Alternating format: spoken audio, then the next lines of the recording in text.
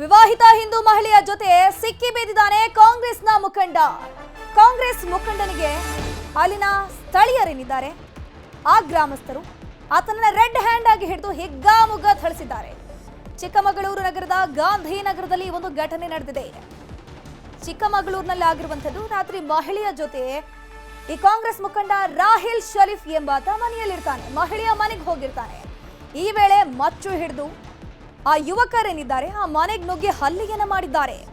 ಅಕ್ಕಪಕ್ಕದ ಮನೆಯ ಯುವಕರಿಂದ ಇಬ್ಬರಿಗೂ ಕೂಡ ಥಳಿತ ಆಗಿದೆ.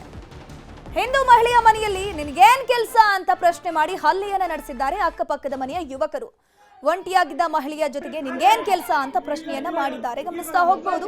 ಅಕ್ಕಪಕ್ಕದ ಮನೆಯ ಹುಡುಗರೇ ಈ ರೀತಿ ಹಲ್ಲೆ ಮಾಡಿರೋದು. ಹಿಂದೂ ಮಹಿಳೆ ಆಕೆ ಒಬ್ಬಂಟಿ, ಹಾಗಾಗಿ ಈಕೆ ಮನೆಗೆ ಆ ಮುಸ್ಲಿಂ ಮುಖಂಡ ಏನಿದ್ದಾನೆ ಅಂತ ಬರ್ತಾ ಇರ್ತಾನೆ, ಕಾಂಗ್ರೆಸ್ನ ಮುಖಂಡ. ಸೊ ಆ ಸಂದರ್ಭದಲ್ಲಿ ಮನೆಯವರು ಅಕ್ಕಪಕ್ಕದವರು ಪ್ರಶ್ನೆಯನ್ನ ಮಾಡ್ತಾರೆ. ಒಂಟಿ ಮಹಿಳೆ ಇರುವಂತಹ ಮನೆಗೆ ನೀನ್ ಯಾಕೆ ಬರ್ತಿದ್ದೆ, ನಿನ್ಗೆ ಇಲ್ಲೇನ್ ಕೆಲಸ ಅಂತ ಹೇಳ್ಕೊಂಡು ಹಲ್ಲೆ ನಡೆಸಿದ್ದಾರೆ.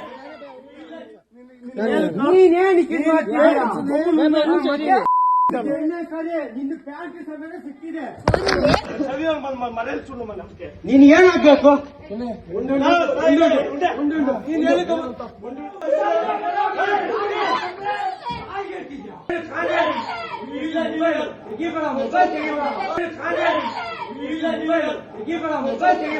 ಇದರ ಬಗ್ಗೆ ಹೆಚ್ಚಿನ ಮಾಹಿತಿ ನೀಡ್ತಾ ಹೋಗ್ತಾರೆ ನಮ್ಮ ಪ್ರತಿನಿಧಿ ಯೋಗೇಶ್ ದೂರವಾಣಿ ಸಂಪರ್ಕದಲ್ಲಿ ಜಾಯಿನ್ ಆಗಿದ್ದಾರೆ. ಯೋಗೇಶ್, ಸದ್ಯಕ್ಕೆ ಈ ಹಲ್ಲೆ ಮಾಡಿದಂತಹ ಯುವಕರು ಯಾರು?